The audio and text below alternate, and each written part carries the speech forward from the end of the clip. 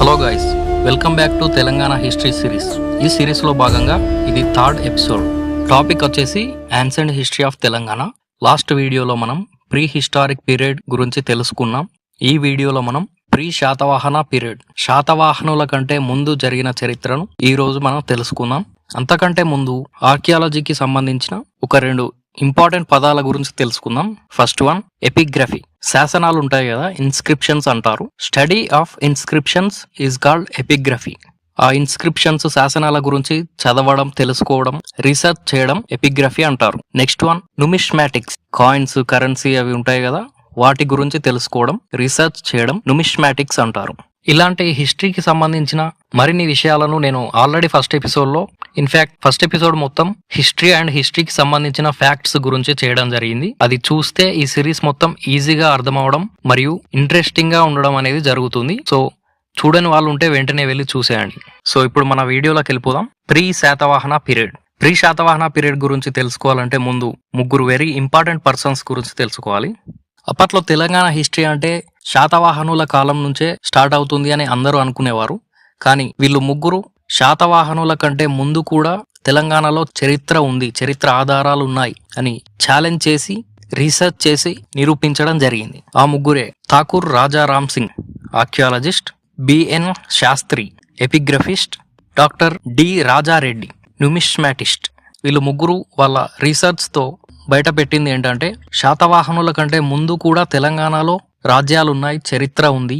ప్రస్తుతం జగిత్యాల జిల్లాలో ఉన్న కోటలింగాల క్యాపిటల్ గా ఉండేదని తెలుసుకున్నారు. ప్రీ శాతవాహన హిస్టరీ క్యాపిటల్ కోటలింగాలతో ప్రారంభమవుతుంది.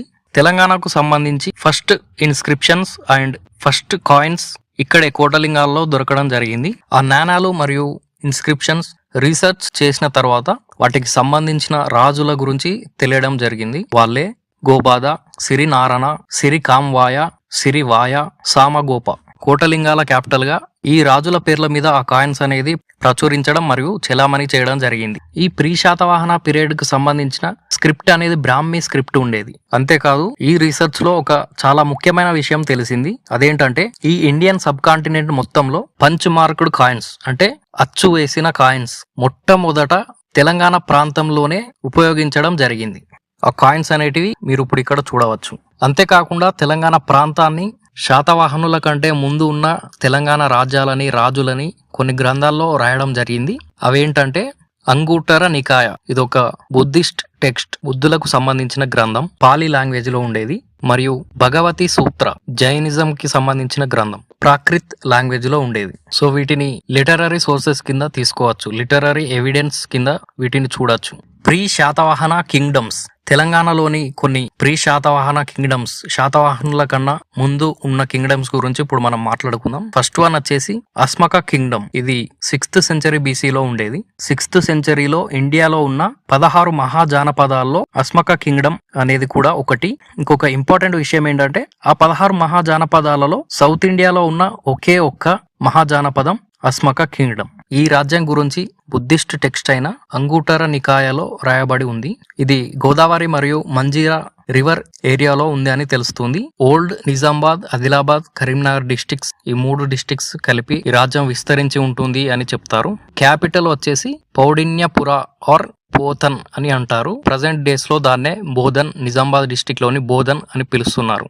జైన్ టెక్స్ట్ అయినటువంటి భగవతి సూత్ర ప్రకారం ఈ అస్మక కింగ్డమ్ కి రాజు బాహుబలి. నెక్స్ట్ అంధక రథం. ఇది గోదావరి రివర్ మరియు కృష్ణా రివర్ ప్రాంతాల్లో ఉండేది. బోత్ బుద్ధిస్ట్ మరియు జైన్ టెక్స్ట్ లో దీని గురించి రాయబడడం జరిగింది. ఇది ఆంధ్రప్రదేశ్ లోని మొట్టమొదటి రాజ్యంగా చెప్పుకుంటారు. అంధక రథం ని అంధక రాష్ట్ర అని కూడా అంటారు. అంటే ల్యాండ్ ఆఫ్ అంధకాస్, అంధకుల భూమి అని అర్థం.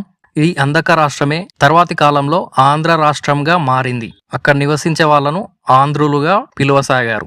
ఈ అంధక రథంని పాలించిన రాజు పేరు దీపకర్ణి అని కథ సరిత్ సాగర అనే పుస్తకంలో చెప్పబడి ఉంది. ఆ పుస్తకాన్ని కాశ్మీరీ పోయెట్ సోమదేవ రచించాడు.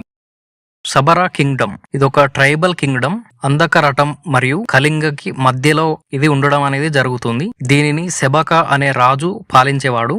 ఈ రాజ్యానికి సంబంధించిన కాయిన్స్ ని రాజశిలకాస్ అని అనేవారు. అవి బ్రాహ్మీ స్క్రిప్ట్ తో ఉంటాయి. చాలా చోట్ల అవి దొరకడం జరిగింది. పెద్దపల్లి జిల్లాలోని పెద్దబంకూర్ మరియు ధూళికట్ట అనే ప్రదేశాల్లో ఈ రాజ్యానికి సంబంధించిన కాయిన్స్ అనేవి ఎక్కువగా దొరకడం జరిగింది. ఈ రాజ్యం గురించి కొన్ని సంస్కృత పుస్తకాల్లో కూడా రాయడం అనేది జరిగింది.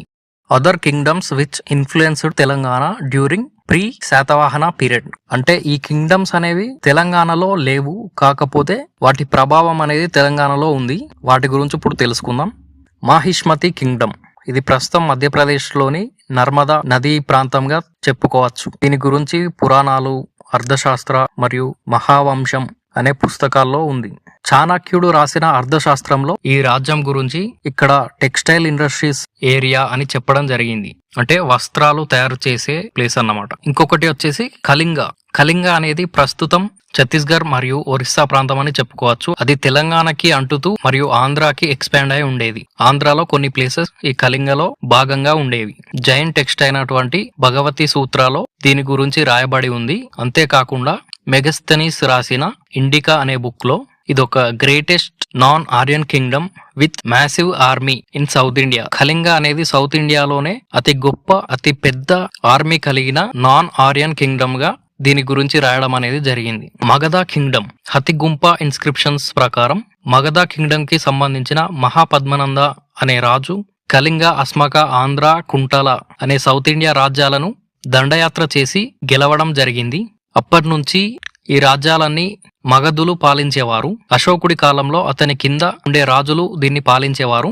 అయితే 232 BCలో అశోకుడు చనిపోయిన తర్వాత ఈ రాజ్యాలన్నీ ఇండిపెండెంట్ అయిపోయి మగధ కింగ్డమ్ నుంచి ఈ రాజ్యాలన్నీ స్వాతంత్ర పాలనలోకి వెళ్ళిపోయాయి. So that's it about pre Satavahana period. Next episode వచ్చేసి మోస్ట్ ఇంపార్టెంట్ శాతవాహన పీరియడ్. ఇది తెలంగాణ హిస్టరీలోనే శాతవాహన పీరియడ్ అనేది చాలా ఇంపార్టెంట్ పీరియడ్.